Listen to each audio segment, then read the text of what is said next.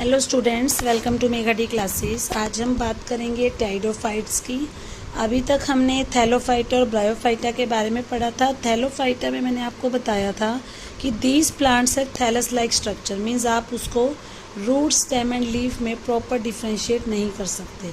उसके बाद जब हमने बच्चों बात की थी ब्रायोफाइटा की, तो वहाँ पर आपने दो चीज़ें पढ़ी थी कि एक तो उसमें थोड़ी सी डिफ्रेंशिएशन होनी स्टार्ट हो जाएगी, मीन्स वो थैलस से थोड़ा बेटर हो जाएगा, बट उसमें प्रॉपर रूट, स्टेम या लीव्स नहीं बनेंगी। रूट लाइक स्ट्रक्चर जिन्हें हम राइजोइड्स बोलते हैं, या स्टेम लाइक स्ट्रक्चर या लीफ लाइक अपेंडेजेस बनने शुरू हो जाते हैं। और ब्रायोफाइट्स की एक खास बात ये भी थी कि वैसे तो वो टेरेस्ट्रियल प्लांट्स होते हैं, बट उनको रिप्रोडक्शन के लिए वाटर की नीड पड़ती है। आज हम बात करेंगे टाइडोफाइट्स की। टाइडोफाइट्स का सबसे मेन चीज़ यही है कि इसके अंदर हमें रूट, लीव्स एंड स्टेम्स तीनों चीज़ें दिखेंगी, मतलब इनके अंदर प्रॉपर डिफ्रेंशिएशन हो चुकी होती है। तो जितनी भी हम अपने आसपास हॉर्सटेल या फर्न्स देखते हैं वो सारे इसी के एग्जाम्पल हैं। टाइडोफाइट्स को मेडिसिनल पर्पसेस यानी कि दवाइयाँ बनाने में यूज़ करते हैं, या सॉइल बाइंडर्स, मतलब अगर हमें मिट्टी को होल्ड करके रखना है, जहाँ की मिट्टी हमें ऐसे लगता है कि बार बार इरोड हो सकती है, वहाँ पर इनको बेसिकली ग्रो किया जाता है। और इन्हें एज अ ऑर्नामेंटल प्लांट होता है वो प्लांट जिन्हें हम बेसिकली घरों में डेकोरेशन पर्पसेस के लिए यूज़ करते हैं, तो वहाँ पर भी हम इनको इस्तेमाल कर सकते हैं। अगर इवोल्यूशन के हिसाब से देखा जाए तो ये सबसे पहले प्लांट्स हैं जिनमें वेस्कुलर टिश्यू प्रेजेंट है, मतलब इनमें जाइलम एंड फ्लोएम है, जिससे कि वाटर, मिनरल्स और फूड के ट्रांसपोर्टेशन में हेल्प मिलती है। टाइडोफाइट्स कहाँ ग्रो करते हैं, इनका हैबिटेट क्या है?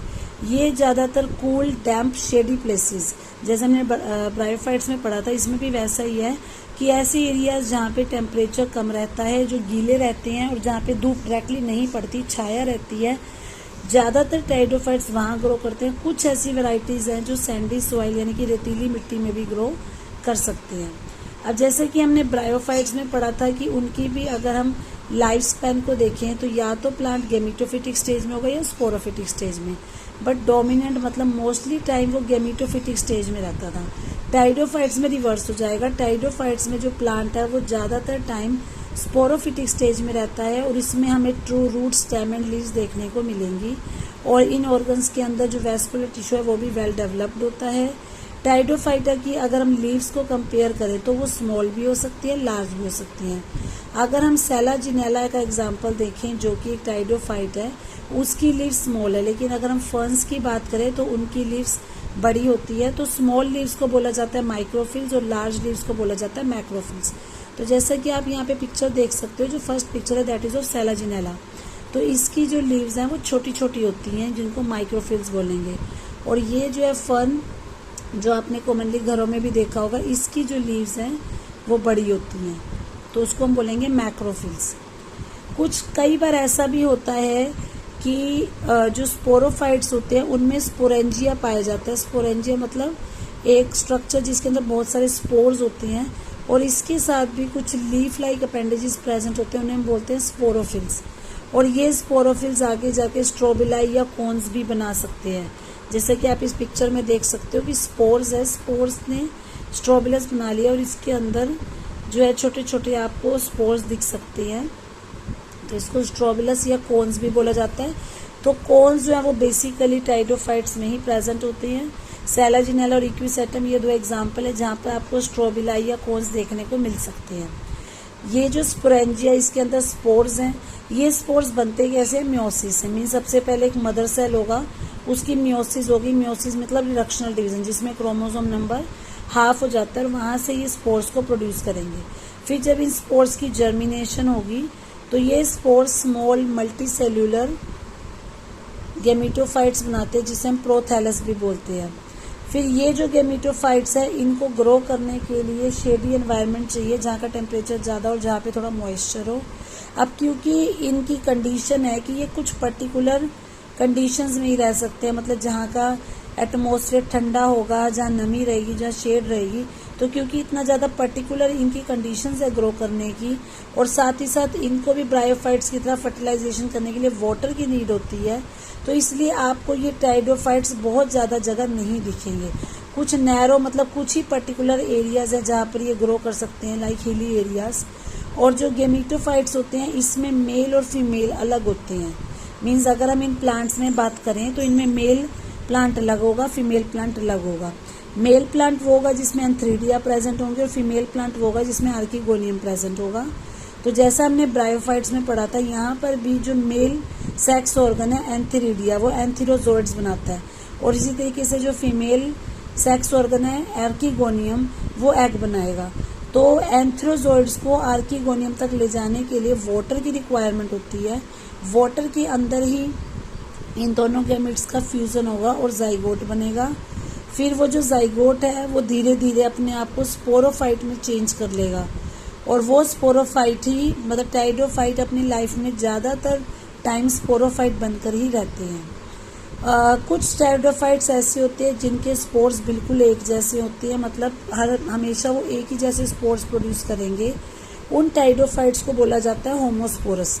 तो इसका एग्जांपल है लाइक आपके फर्न्स हैं। और कुछ ऐसे होते हैं, कुछ जेनर ऐसे हैं जिसमें 2 तरह के स्पोर्स बनते हैं, और इसी तरीके से कुछ टाइडोफाइट्स ऐसे भी होते हैं जिसमें 2 तरह के स्पोर्स बनते हैं, उन्हें बोला जाता है हेट्रोस्पोरस। तो सेलाजिनेला और सेल्विनिया उसका एग्जाम्पल है, और जितने भी आपके फर्न्स और लाइकोप्सिडा है वो सारे होमोस्पोरस के एग्जाम्पल हैं। अब चाहे मेगास्पोर हो चाहे माइक्रोस्पोर्स हो, जनरली आप बच्चों ये ध्यान रखोगे कि स्पोर्स की जब बात आती है या एग्स की जब बात आती है तो फीमेल का साइज मेल से बड़ा होता है। तो इसलिए फीमेल स्पोर्स को तो या गेमिटोफाइट्स को तो मेगास्पोर्स बोला जाता है, और मेल गेमिटोफाइट्स को माइक्रोस्पोर्स बोला जाता है। तो ये जो फीमेल गेमिटोफाइट्स होते हैं ये प्लांट्स पे ही मतलब ये अपने आप को प्लांट की बॉडी से अलग नहीं करेंगे, ये प्लांट की बॉडी के ऊपर ही चिपके रहते हैं। वो डिपेंड करता है कि कौन सा आपका टाइडोफाइट है, तो इसलिए अलग अलग टाइडोफाइट्स का जो उसके ऊपर चिपके रहने का स्टे रहने का टाइम है वो डिफरेंट हो सकता है। तो एक बार जब ये जाइगोट बन जाएगा फिर इस जाइगोट की फर्दर डेवलपमेंट होगी, तो वो डेवलपमेंट इसकी फीमेल गेमिटोफाइट के अंदर ही होगी।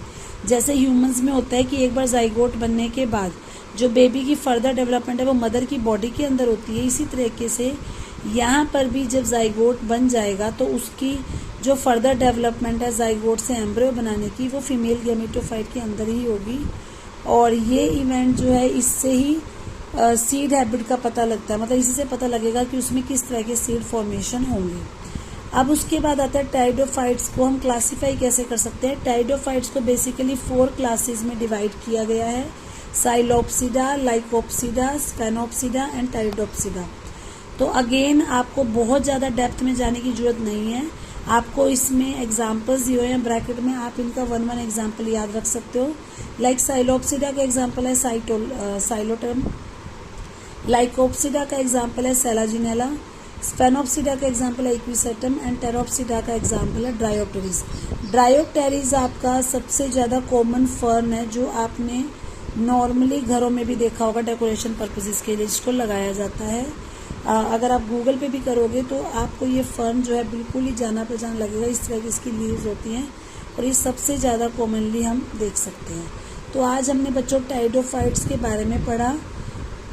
तो अभी तक हमने वो प्लांट्स पढ़े हैं जिनके अंदर सीड फॉर्मेशन नहीं होती। इसके बाद हम जिम्नोस्पर्म एंड एंजियोस्पर्म की बात करेंगे जिनमें सीड फॉर्मेशन होती है, और वो सीड नेक्ड भी हो सकते हैं या किसी कवरिंग के अंदर भी हो सकती है, बट उसके बारे में मैं अपनी नेक्स्ट वीडियो में डिस्कस करूँगी। अगर फिर भी आपको कोई डाउट है तो आप मुझे मैसेज या कमेंट कर सकते हो।